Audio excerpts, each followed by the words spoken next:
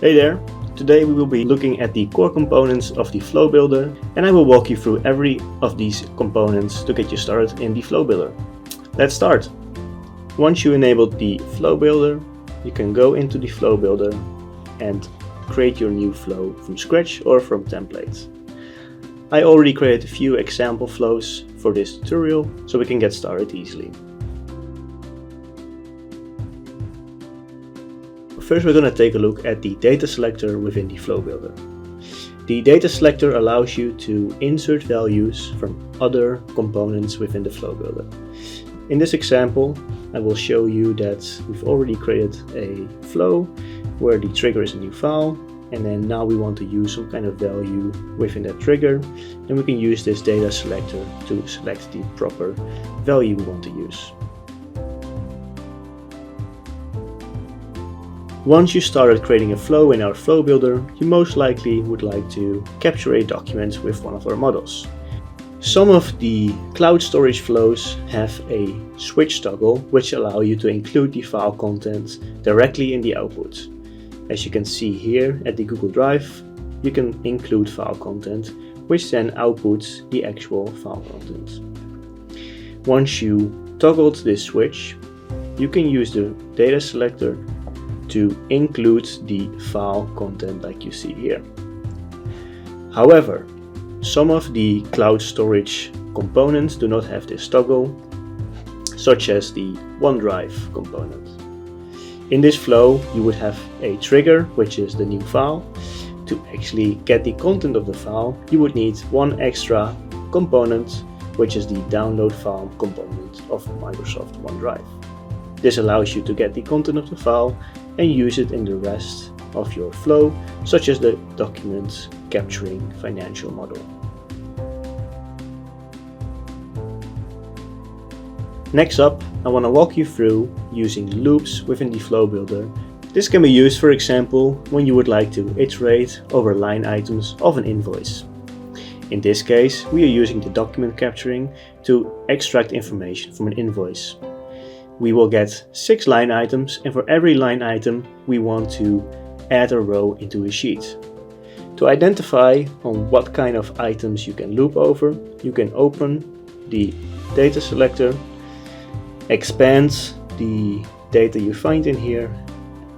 As you can see, I've got line items, and once you expand the line items, you will see that there's one more item within here with a 1.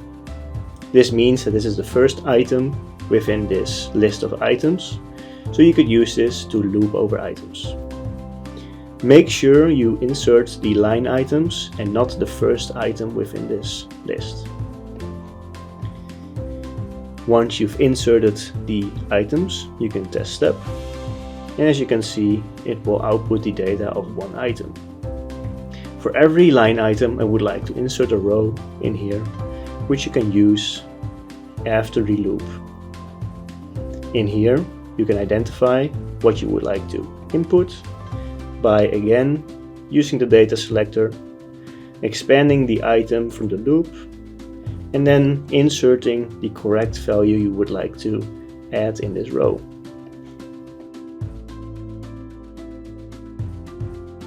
Next up, we will take a look at routers and how you could use routers to incorporate business rules within your flow. Routers allow you to set conditions, and if these conditions are met, it will execute a certain branch. Let's take a look at one of the example flows we've created here. In this router, you'll see we've made 4 branches, and if we open one of those branches, you can see that it will execute if this certain value, which is the total amount, is less than 500. In the router, you will also have an otherwise branch, which will be executed if none of the other branches are met. Make sure that when you use the router, you take a look at the execute option. Either it executes only the first matching branch, or it can execute all matching paths or branches from left to right. For better handling of the flow, you could also rename branches by clicking on the edit icon and calling this under 500 in this example. As you can see, it now renames this branch, and this can be easy to use for flow management.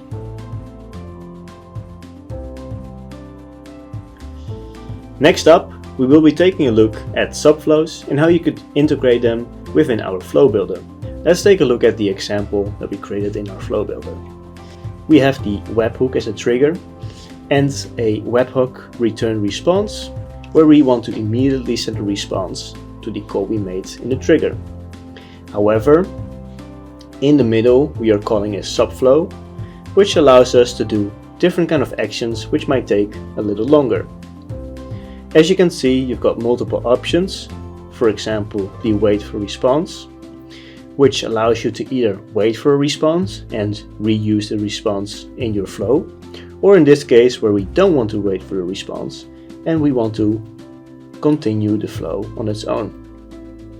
If we take a look at the subflow, in here we have the callable flow as trigger, and we want to send an email and create a new Google Drive folder.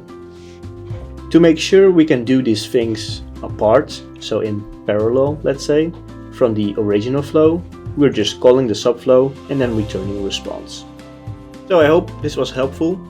If you've got any more questions, please take a look at our documentation or take a look at our other video tutorials.